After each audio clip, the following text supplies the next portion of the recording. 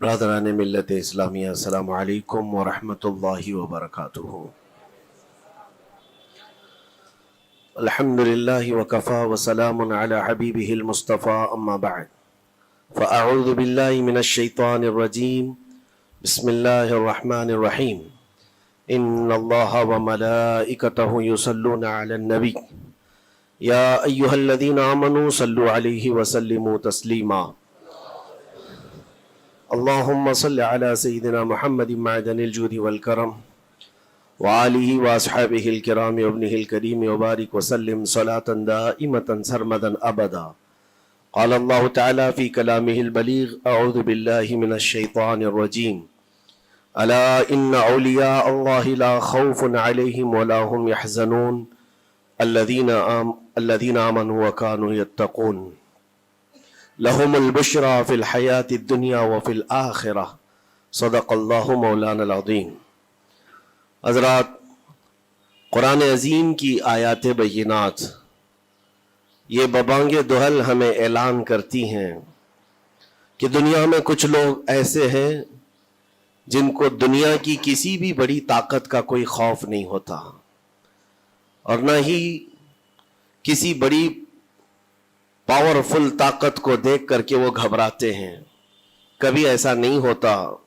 قرآن ان کے متعلق اعلان کر رہا ہے، اور یہ ہوتے کون ہیں جو بالکل بے خوف ہو کر زندگی گزارتے ہیں؟ وہ اللہ کے اولیاء کی جماعت ہے۔ الا ان اولیاء اللہ لا خوف علیہم، جو اللہ کے ولی ہیں۔ ولی کون ہوتا ہے؟ ولی کے کئی معنی ہیں، دوست کے بھی ہیں، مددگار کے بھی ہیں، غلام کے بھی ہیں، مولا کے بھی ہیں، آقا کے بھی ہیں۔ یہاں پر جو اللہ کے اولیاء کا معنی لیا جاتا ہے وہ اللہ کے دوست، اللہ کے محبوب۔ وجہ یہ ہے کہ جو پیدا ہوتے ہی دنیا میں اللہ اکبر کی آواز سن کر کے آیا ہو، جس کا مطلب یہ ہوتا ہے اللہ سب سے بڑا ہے۔ جب بھی ہمارے گھر بچہ پیدا ہوتا ہے، کسی بھی مسلمان گھر میں، اس کے کانوں میں سب سے پہلی جو آواز ہم دیتے ہیں وہ اذان کی، اللہ اکبر اللہ اکبر، اللہ سب سے بڑا ہے، اللہ سب سے بڑا ہے۔ اور مسلمان کی زندگی جب ختم ہونے کو آتی ہے، ہماری روح نکل جائے اور ہمیں کفن دے کر جنازہ لا کر امام کے سامنے رکھا جاتا ہے، امام پھر ہمارے جنازے پر سب سے پہلی تکبیر جو باندھتا ہے اللہ اکبر کہہ کر، اللہ سب سے بڑا ہے۔ مسلمان کی یہ زندگی اس بات کے بیچ میں ہے کہ آیا تھا دنیا میں اللہ اکبر کہتے ہوئے، اور جا بھی رہا ہے دنیا سے تو اللہ اکبر کہتے ہوئے۔ جو اللہ کو سب سے بڑا مانتا ہو تو پھر دنیا کی کون سی ایسی طاقت ہے جو اسے خوف زدہ کر سکے؟ اسے کون سی طاقت ہے جو ڈرا سکے؟ لیکن بہت سارے ایسے ہیں کہ غفلت میں آ کر کے وہ کسی اور کو بڑا سمجھ لیتے ہیں۔ کبھی حالات کو بڑا سمجھتے ہیں، کبھی تخت و تاج کو بڑا سمجھ لیتے ہیں، کبھی طاقت و قوت کو، فوج کو، نظام کو، ان کا رعب اپنے سینے پر ڈال کر کے جینے لگ جاتے ہیں، جبکہ اللہ تعالیٰ فرماتا ہے فَلَا تَخْشَوْهُمْ وَاخْشَوْنِي، ان سے مت ڈرو، مجھ سے ڈرو۔ اللہ کا خوف جس کے دل میں آ گیا، اللہ اس کو ہر خوف سے آزاد کرتا ہے، ہر خوف سے آزاد کرتا ہے۔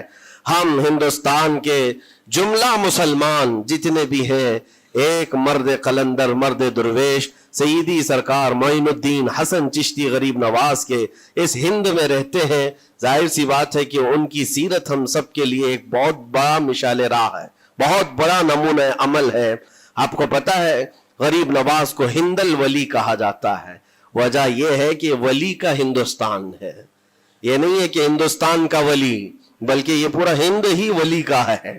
دربار غریب نواز سے ہندوستان کو جوڑا گیا ہے، سلطان الہند بھی کہا گیا، سلطان الاولیاء بھی کہا گیا۔ لیکن جانتے ہیں ان کے آنے کا راستہ اتنا پیچیدہ تھا۔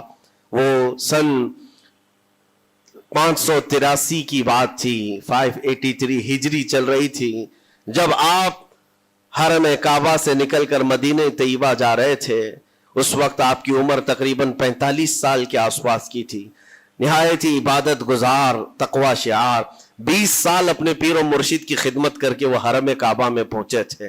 20 سال کے بعد جب مسجد نبوی میں گئے تو عجیب سی کیفیت تھی. سلام کیا رسول پاک صلی اللہ علیہ وسلم کے دربار میں تو جواب قبر انور سے یہ آیا وعلیک السلام یا معین الدین شیخ البر والبحر.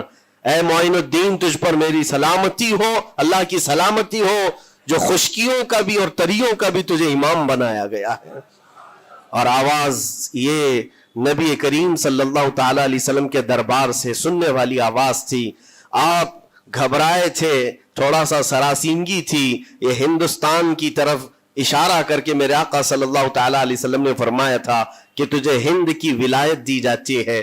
اس وقت تک سرکار غریب نواز کو نہ ہندوستان آنا کبھی ہوا تھا, نہ ہندوستان کے علاقوں کو آپ نے کبھی دیکھا تھا, کیونکہ سجستان جو یہاں سے کافی دور ہے, افغان کے قریب ایک علاقہ سنجر جہاں پر آپ کی ولادت ہوئی, وہاں سے نکل کر کے آپ نیشاپور میں آباد رہے.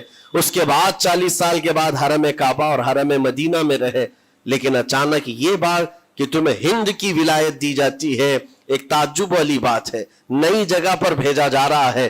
آپ دوبارہ شام میں نبی پاک صلی اللہ علیہ وسلم کے دربار میں حاضر ہوئے اور سلام پیش کرنے کے بعد, کیونکہ یہ خوشی کی بات تو سب کے لیے تھی کہ ہندوستان کو اللہ تعالیٰ ایک عظیم ولی بھیج رہا ہے, لیکن جس کو بھیجا جا رہا ہے وہ بے قرار تھا, بے چین تھا, کیونکہ نہ راستے پتہ ہے نہ ملک کے حالات معلوم ہے.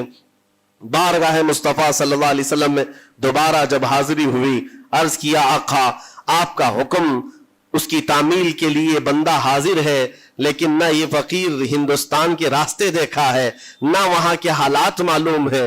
حضور پاک صلی اللہ تعالی علیہ وسلم کے دربار میں یہ اپنی بپتا سنا رہے تھے, داستان غم سنا رہے تھے. غنودگی طاری آ گئی, یعنی نیند سی کیفیت آ گئی, اور بارگاہ رسول صلی اللہ علیہ وسلم میں ایک دیوار پر ٹیک لگا کر جیسی ہی آپ کی آنکھیں بند ہوئی, رسول کریم صلی اللہ علیہ وسلم تشریف لائے اور اشارہ فرما کر پورے ہندوستان کے نقشے آپ کے سامنے کھول کر رکھ دیے, اور پھر غریب نواز کو یہ بتایا بھی کس جگہ سے تمہیں سفر کرنا ہے, کیسے تمہیں جانا ہے اور کہاں تمہارا مسکن ہوگا. سرکار غریب نواز فرماتے ہیں اس ایک خواب میں میں نے رسول کریم صلی اللہ تعالی علیہ وسلم کے ہاتھ میں اجمیر کے پہاڑ بھی دیکھ لیے, وہاں کے قلعے بھی دیکھ لیے تھے جو موجود تھے.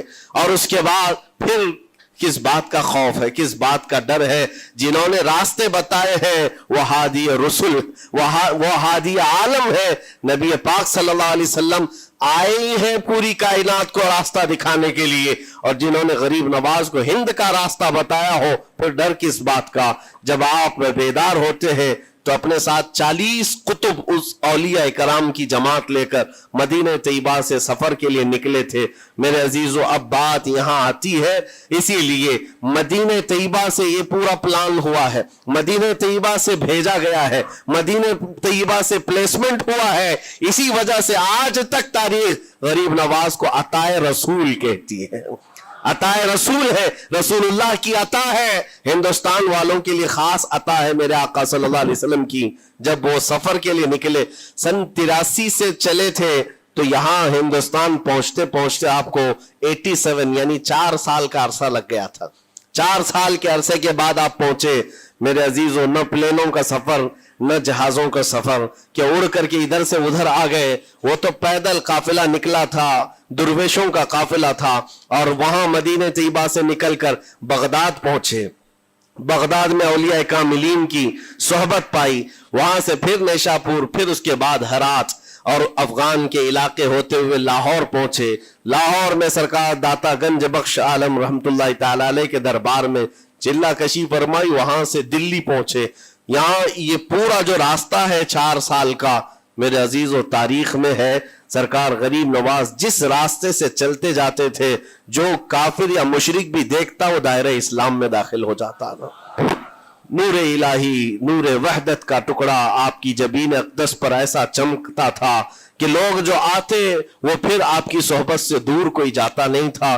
دلی میں جہاں آپ آئے, یہ ایک عجیب اتفاق ہے, اس وقت کھانڈے راؤ ایک بڑا راجہ تھا, اس کا قلعہ تھا, اس کے سامنے ہی آپ نے پڑاؤ ڈال لیا. سرکار غریب نواز رضی اللہ تعالیٰ عنہ کی یہ داستان, یہ تاریخ, وہاں پر آپ نے اپنا پڑاؤ ڈال لیا. اور ان بت پرستوں کے لیے ایک بڑا پیچیدہ مسئلہ تھا کہ ایک درویش آیا ہے, ایک بات میں آپ کو بتاؤں، یہ جو تعصب آج پھیلا ہوا، یہ زہر پھیلا ہوا، یہ آج کا نہیں ہے، یہ باپ داداؤں کے پشت میں بھی ان کے موجود رہا ہے۔ اسلام اور مسلمانوں کے خلاف زہر مشرکین کے دلوں میں یہ بہت پرانی چیز ہے، نئی نہیں ہے، بہت پرانی چیز ہے۔ تعصب دلوں کے اندر کڑھن رکھنا اور کبھی ایکسپٹ نہ کرنا، یہ سرکار غریب نواز جس دن ہند میں قدم رکھ رہے اسی دن سے آپ نے اس کو فیس کیا ہے، اسی دن سے آپ نے اس کو دیکھا ہے۔ اور وہاں پر کھانڈے راؤ کی جماعت نے بہت کوششیں کی کہ یہ دلی میں داخل ہوا، یہیں سے ان کو ختم کر دیا جائے، نکال دیا جائے، لیکن عجیب اتفاق یہ ہے کہ یہ جو جماعت آئی تھی سرکار غریب نواز کے ساتھ، نہ ان کے ہاتھوں میں تلوار ہے، نہ بھالے ہیں، نہ چاقو ہے، نہ چھری ہے، یہ تو گدڑیاں پہنی ہوئی درویشوں کی جماعت تھی، گدڑیاں پہنی ہوئی درویشوں کی جماعت جو جھولے میں سوکھی روٹی رکھتے تھے اور پانی میں بھگو کر کھا لیا کرتے تھے۔ ان کے پاس نہ کوئی ہتھیار ہے، نہ کوئی سامان ہے، ہر سامان جنگ ہے، ان کو نکالا جائے تو کس بات سے نکالا جائے، ہمت بھی نہ ہوتی تھی۔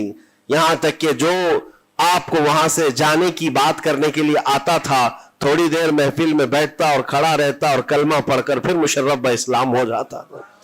دلی کے اندر ایک دن کے اندر 1000 لوگ اسلام میں داخل ہوئے تھے۔ سرکار غریب نواز رضی اللہ تعالیٰ عنہ نے تلوار سے اسلام میں داخل نہیں کیا ہے، نہ ہی کسی کو ڈرا دھمکا کر کے۔ وہ سوکھی روٹی کھانے والے کس بات سے ڈراتے لوگوں کو؟ ان کے پاس کون سا ایٹم بم تھا؟ یہاں موجود جو راجے مہاراجے تھے ان کے پاس فوج بھی تھے، ہاتھی بھی تھے، گھوڑے بھی تھے، سب کچھ تھا، لیکن آنے والا مرد قلندر کیا لے کر کے آیا تھا؟ تاریخ میں بتایا جاتا ہے یہ وہ زمانہ تھا جب شہاب الدین غوری ہند کے اوپر حملے کر کے یہاں پر آنے کی کئی مرتبہ کوشش کیا۔ یہ افغان کا بادشاہ تھا شہاب الدین غوری، جب ہندوستان پر کئی مرتبہ حملے کر کے ناکام لوٹ رہا تھا، بیچ راستے میں ان فقیروں کی جماعت سے بادشاہ کی جماعت کی ملاقات ہو گئی۔ سپاہی جا رہے تھے شکست کھا کر اور یہ درویشوں کا قافلہ ادھر آ رہا تھا، دیکھا پہچانی سی صورتیں لگتی ہیں، جا کر کے ایک سپاہی نے پوچھا بابا آپ لوگ کہاں جا رہے ہیں؟ تو بابا جو جماعت میں آ رہے تھے انہوں نے کہا ہندوستان فتح کرنے جا رہے ہیں۔ بڑی بات ہے، گدڑیاں پہنے ہوئے، پیون لگے کپڑے ہیں، جھولیاں لٹکائے ہیں، اور اس نے دیکھ کر کے کہا مارا سپاہی نے، کہا یہ دیکھتے ہو ہمارے بادشاہ کی فوج ہے، اس میں ہاتھی گھوڑوں کی تعداد دیکھو، ذرا سامان جنگ تو دیکھو، اس میں نیزے تلواروں کی چھنک تو دیکھو، اور آپ یہ چند فقیروں کی جماعت لے کر ہند فتح کرنے کی بات کر رہے ہیں۔ تب سرکار غریب نواز کے کانوں میں آواز آئی تو آپ نے کہا اس سے کہہ دو فرق یہی ہے، تم جب لڑنے کے لیے جاتے ہو تو یہی ہاتھی گھوڑے اور تلواروں کے بھروسے جاتے ہو، معین الدین صرف اللہ اور اس کے رسول کے بھروسے جا رہا ہے۔ ہمارے پاس جو طاقت ہے وہ اللہ اور اس کے رسول کے ساتھ ہونے کی طاقت ہے۔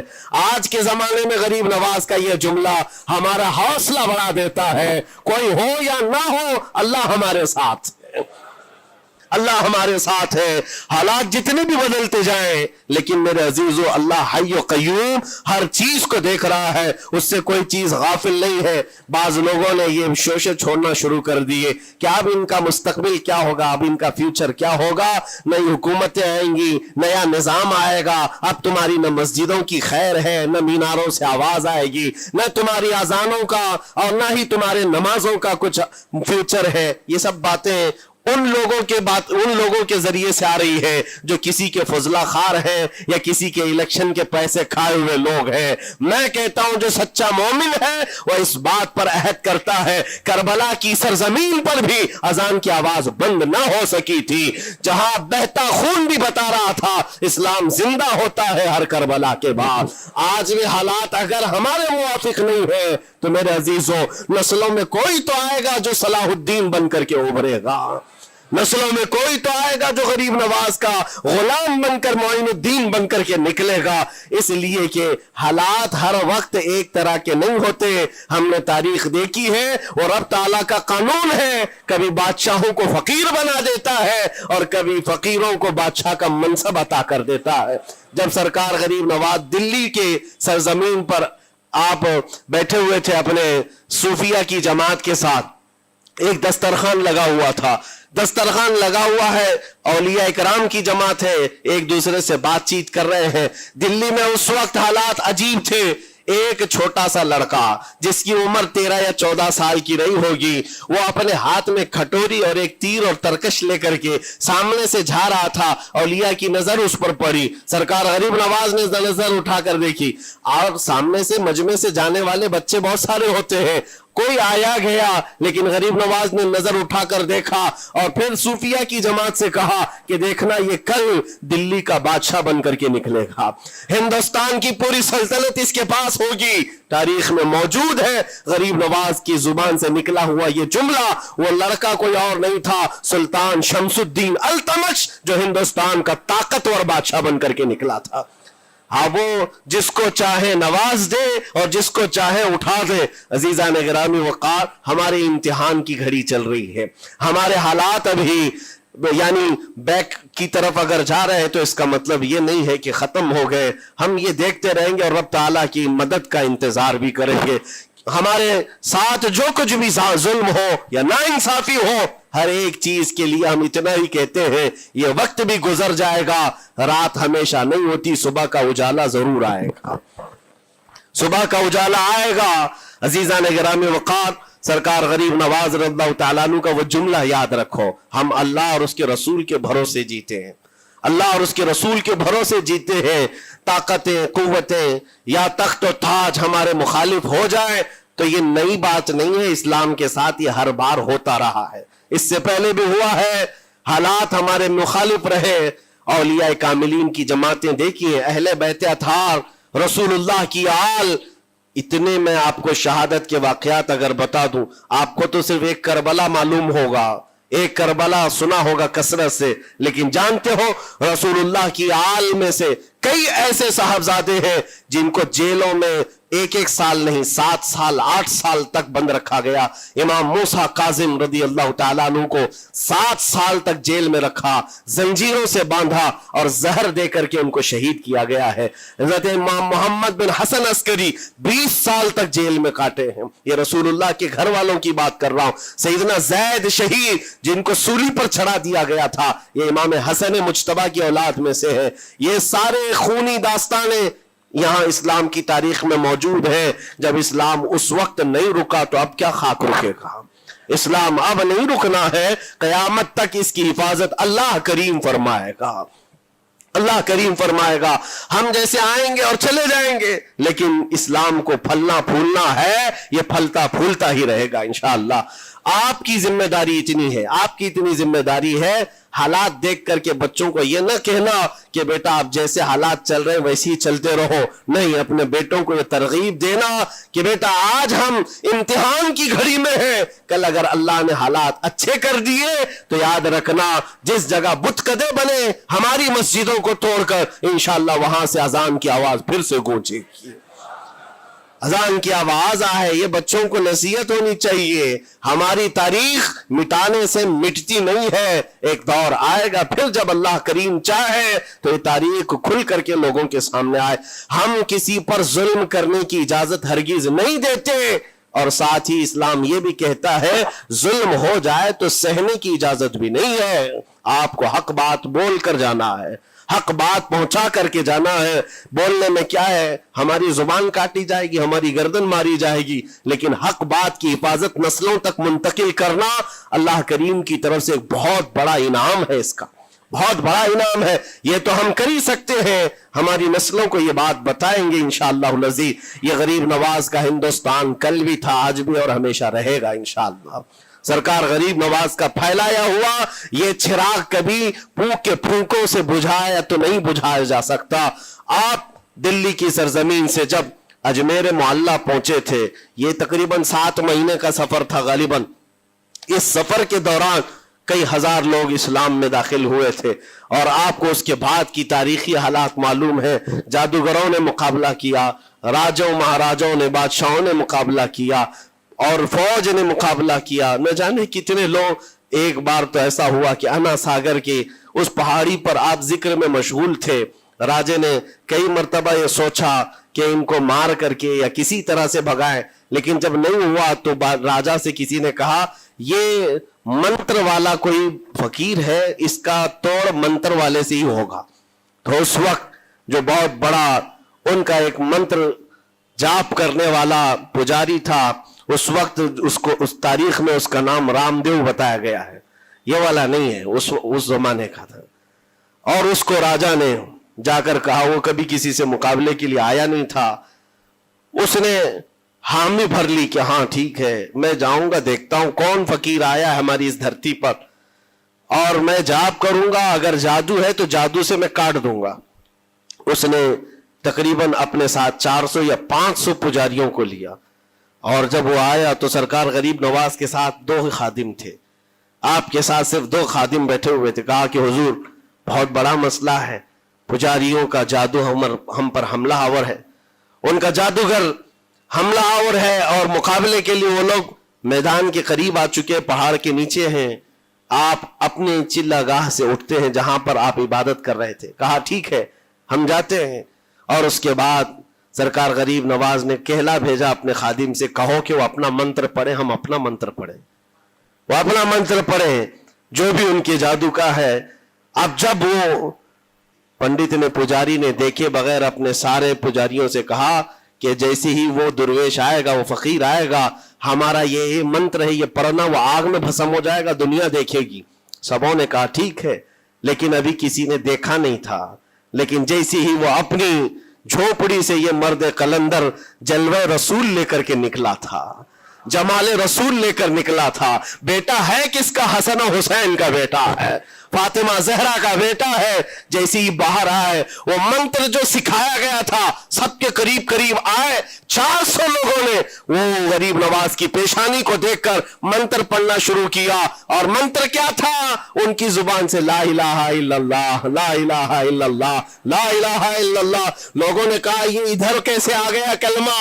اور جا کر اس رام دیو سے کہا گیا، اس نے کہا کہ یہ 400 کے 400 لوگ تو کوئی اور ہی کلمہ پڑھ رہے ہیں، کوئی اور ہی کلمہ پڑھ رہے ہیں. وہ اتر کر کے آیا ہاتھی کے کجاوے سے نیچے، اور سرکار غریب نواز کو دیکھا تو اس نے کہا یہ جھوٹ نہیں کہہ رہے، میں بھی وہی پڑھتا ہوں جو یہ پڑھ رہے ہیں. آپ کو تاریخ میں پتا ہو کہ اس کا نام سرکار غریب نواز نے شادی دیو رکھا اور اپنے مریدین میں شامل فرمایا، اور زندگی بھر سرکار غریب نواز کے خلفاء میں اور آپ کے خادموں میں شامل رہا. یہ تلوار سے اور چاقو بھالے نیزے سے نہیں کیا گیا تھا، وہ نور مصطفیٰ کی جلوہ گری تھی. جہاں نظر اٹھایا وہاں کے دلوں کی کالک کو دور کر کے ان کے دلوں کو بھی روشن فرما دیا تھا.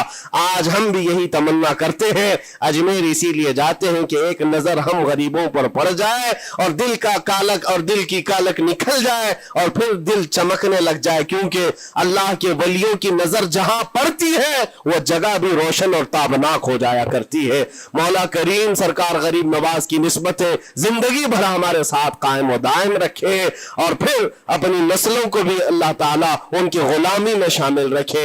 اجمیر ہم جا نہ سکے لیکن یہاں سے ہم یہ التجا کریں گے غریب نواز کے دربار میں، خواجہ ہند وہ دربار ہے آلہ تیرا، کبھی محروم نہیں مانگنے والا تیرا. تیرے در کی یہ کرامت دیکھی ہے بارہا، تیرے در کی بارہا یہ کرامت دیکھی ہے، غریب آئے اور ہو گئے غریب نواز. وآخر دعوانا ان الحمدللہ رب العالمین. السلام علیکم.